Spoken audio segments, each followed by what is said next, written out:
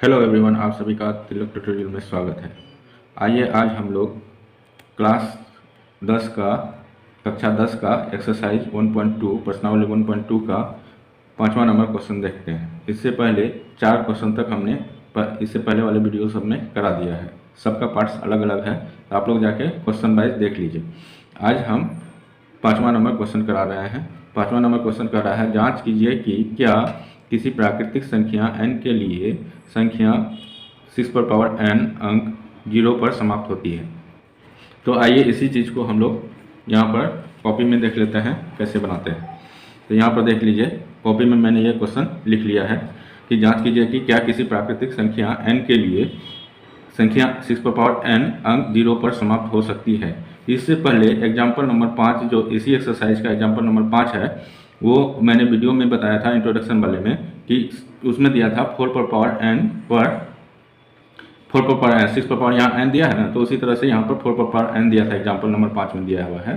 क्या वह 0 पर समाप्त होती है कि नहीं, तो उसके बारे में फुल डिस्क्रिप्शन के साथ में, फुल कॉन्सेप्ट के साथ में हमने उस वीडियो में दे दिया है। ठीक है, तो आप लोग अगर वो वीडियो नहीं देखे हैं तो वो वीडियो भी जाके देख लीजिए कि ये कैसे होता है। वैसे हम थोड़ा बहुत यहाँ पर भी बता देंगे। उसके बाद वहाँ पर 8 पर पावर n के भी बारे में बताया गया है, 12 पर पावर n के बारे में भी बताया गया है।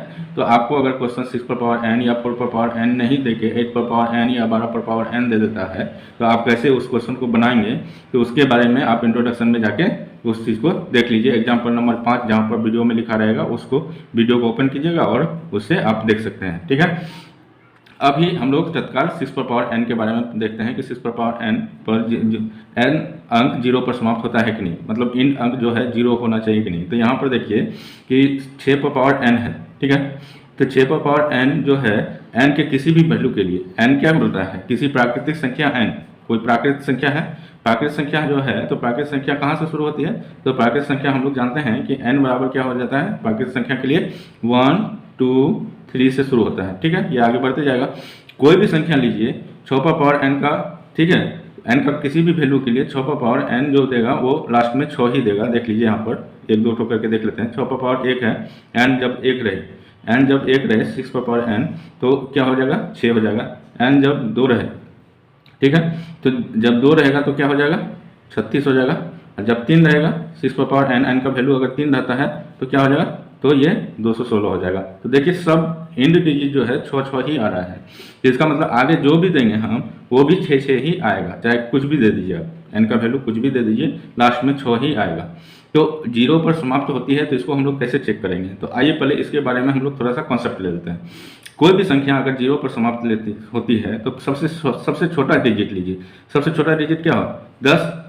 सबसे छोटा डिजिट 10 है जहाँ पर 0 पर समाप्त होती है, यानी इन डिजिट उसका जो है 0 है, मतलब अंतिम संख्या जो है उसका 0 है। तो 10 का फैक्टर क्या होता है, तो 10 का फैक्टर मतलब क्या हो गया, 2 गुना 5, गुणनखंड यही ना होगा, 2 गुना 5 होगा। तो अगर 10 को हम किसी भी संख्या से गुना कर दें, किसी भी संख्या से गुना कर दें, मान लीजिए 3 4 5 किसी भी संख्या से, अगर 3 से गुना करते हैं तो 30 होता है, 7 से गुना करेंगे 70 होगा, 28 से गुना करेंगे 80 होगा, 280 होगा। ठीक है, अब देखिए 10 से अगर गुना किए हैं तो इसी चीज़ को हम लोग क्या लिख सकते हैं, 3 गुना 10 लिखेंगे। 70 को क्या लिख सकते हैं, 7 गुना 10। ठीक है, 280 को क्या लिख सकते हैं, अगर 10 के रूप में लिखना रहे तो 28 गुना 10 लिख सकते हैं। सब में 10 10 आया है कि नहीं, तो सब में जब 10 10 आया है तो इसका मतलब क्या, 2 गुना 5 भी आएगा। तो इसको 30 को हम लोग 3 गुना 10 के रूप में लिखें तो इसको हम लोग क्या लिखेंगे, 3 गुना 2 गुना 5 ये लिखेंगे। 7 को अगर हम लिखते हैं 7 गुना 10, तो 7 को हम लोग क्या लिख सकते हैं, 7 गुना 2 गुना 5 ये लिखेंगे। तो सब में 2 गुना 5 आ रहा है, यहाँ पर भी 2 गुना 5 आ रहा है, यहाँ पर भी देखिए 28 को हम लोग क्या लिख सकते हैं, 4 गुना 7 गुना 2 गुना 5 लिखेंगे। तो 2 गुना 5 यहाँ पर भी आया कि नहीं आया। तो जितना भी संख्या है, चाहे कोई भी दुनिया में कोई भी संख्या ले लीजिए, ठीक है, अगर उसमें एक 0 है तो उसमें 2 गुना 5 का फैक्टर आना ही आना। ठीक है, 2 गुना 5 का फैक्टर आएगा अगर एक 0 है। अगर वहीं पर 2 0 रहे, अगर 2 0 रहे तो उसमें क्या आएगा, अगर 2 0 के साथ में इन डिजिट होता है तो 2 0, जैसे मान लीजिए कि 300 है, यहाँ 30 लिए हैं तो 300 ले रहे हैं, यहाँ 70 लिए हैं तो 700 ले रहे हैं। ठीक है, यहाँ 280 लिए हैं तो यहाँ 2800 ले रहे हैं।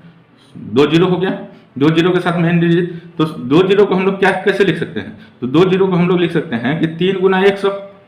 ठीक है, 7 को कैसे लिख सकते हैं, 7 गुना 100। 28 को कैसे लिख सकते, 2800 को कैसे लिख सकते हैं, 28 गुना 100 लिख सकते हैं। तो 100 का जब फैक्टर कीजिएगा, 100 का जब फैक्टर कीजिएगा यहाँ पर, तो यहाँ देखिए 2 से करते हैं 50, फिर 2 से करेंगे कितना आएगा 25, फिर 2 से करेंगे 2 से नहीं लगेगा 5 से लगेगा 25 25, फिर 5 से करेंगे 5 एकम 5, यानी क्या आया 2 गुना 5, 2 गुना 2 गुना 5 गुना 5। यहाँ देखिए 2 2 और 2 5 आ रहा है, इसी को हम लोग लिख सकते हैं 2 गुना 5 गुना 2 गुना 5 लिख सकते हैं कि नहीं लिख सकते हैं। ठीक है, तो इस तरह से 2 जोड़ा आया, 2 जीरो के लिए 2 जोड़ा 2 गुना 5 का आएगा, जिसमें एक जो है 5 होगा, एक होगा 2, एक 2 होगा, एक 5 होगा। एक जोड़ा में यहाँ पर देखिए, एक जोड़ा में यहाँ पर 10, जब 10 था तो क्या आया था 2 गुना 5 आया था। ठीक है, तो ये एक जोड़ा हुआ 2 गुना 5। ठीक है, 2 गुना 5 का एक जोड़ा हुआ, जिसमें 2 भी है और 5 भी है। ठीक है, अकेला 2 कभी भी नहीं आ सकता है जीरो लेके, अकेला 5 भी जीरो लेके नहीं आ सकता है, तो 2 गुना 5 होना ही चाहिए उस फैक्टर में। तो यहाँ पर भी 2 गुना 5 का, यहाँ जब 100 से कीजिएगा तो 2 गुना 5 का 2 जोड़ा आएगा। ठीक है, उसी तरह से अगर 3 डिजिट, अगर लास्ट का 3 डिजिट अगर जीरो हो, ठीक है, मान लीजिए यहाँ पर 300 है तो 3000 ले लेते हैं। ठीक है, 3000 ले लेते हैं, तो इसमें क्या आएगा, इसमें हम लोग क्या लिख सकते हैं 3 जोड़ा आना चाहिए, 3 डिजिट के लिए 3 जोड़ा, 2 गुना 5 आना चाहिए, तो 3 इंटू 1000, तो इसको हम लोग लिख सकते हैं क्या 3 गुना 2 गुना 5 एक जोड़ा हुआ, फिर 1 10 के लिए 3 गुना 5 हुआ। इसी चीज को हम लोग क्या लिख सकते हैं, देखिए ना यहाँ पर 3 गुना 10 गुना 10 गुना 10 लिख सकते हैं कि नहीं लिख सकते हैं, लिखेंगे। तो 1 10 के लिए 2 गुना 5 हुआ, दूसरा 10 के लिए क्या हो जाएगा 3 गुना 5 हो जाएगा, तो 2 गुना 5 हो जाएगा, फिर दूसरा 10 के लिए, तीसरा 10 के लिए क्या हो जाएगा 2 गुना 5 हो जाएगा। ठीक है, तो इसी तरह से 3 जोड़ा आया ना 2 गुना 5 का, उसी तरह से यहाँ पर भी 100 से जब किए हैं तो इसको हम लोग क्या लिख सकते हैं 3 गुना 10 गुना 10 लिख सकते हैं। तो इसी चीज को हम लोग क्या लिखेंगे, तो 3 गुना 2 गुना 5 1 10 के लिए हो गया।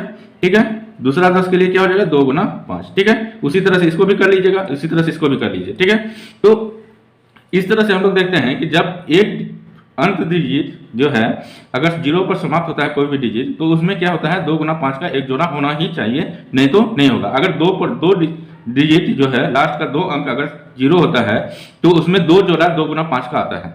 अगर अंतिम 3 संख्या, अंतिम 3 अंक, किसी भी संख्या का अंतिम 3 अंक अगर 0 होता है तो उसमें क्या होता है 3 जोड़ा 2 गुना 5 का आता है। ठीक है, ये हम लोग समझ गए। तो अब यहाँ देखिए कि अब यहाँ से हम लोग सोल्यूशन लिखेंगे इस चीज को, कि सॉल्यूशन यहाँ से लिखेगा। ये सब चीज हमने समझा, ये जितने भी चीज किया मैंने ये समझाने के लिए आप लोगों को किया।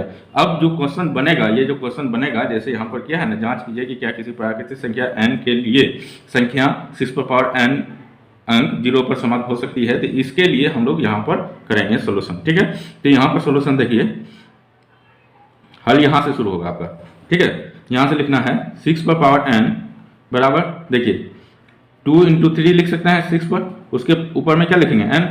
अगर ऊपर में n है तो इसका मतलब क्या 2 पर पावर n भी होगा गुना 3 पर पावर n, ऐसे लिख सकते हैं। तो जो फैक्टर आया, अभाज्य गुणनखंड आया 2 और 3 के रूप में आ रहा है, 2 और 3 के रूप में आ रहा है, तो यहाँ की कोई भी डिजिट जो है 5 का नहीं दिख रहा है, जिससे कि 5 को हम 2 के साथ में जोड़ा लगा के एक 10 का जो अंक है वो हम प्राप्त कर सकते हैं, या 0 का अंक जो है वो प्राप्त कर सकते हैं। लेकिन यहाँ पर मेरे पास में सिर्फ 2 और 3 है, 5 नहीं अवेलेबल है, तो हम लोग लिख सकते हैं यहाँ पर क्या लिखेंगे, जैसा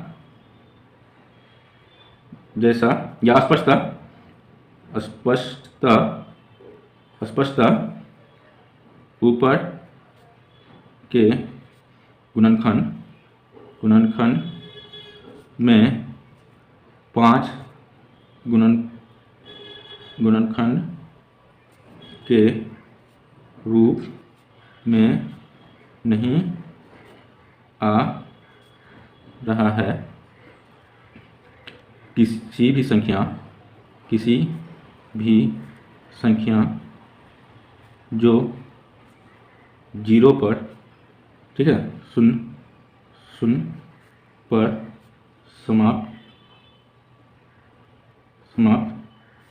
होगी, उसमें 2 गुना 5 का गुणनखंड होना अनिवार्य है।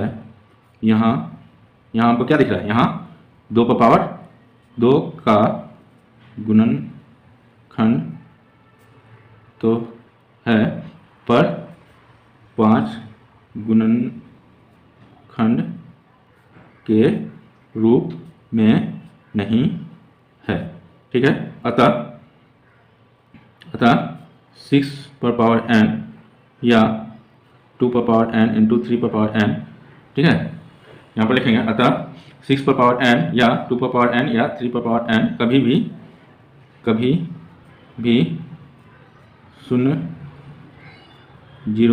पर समाप्त नहीं हो सकती।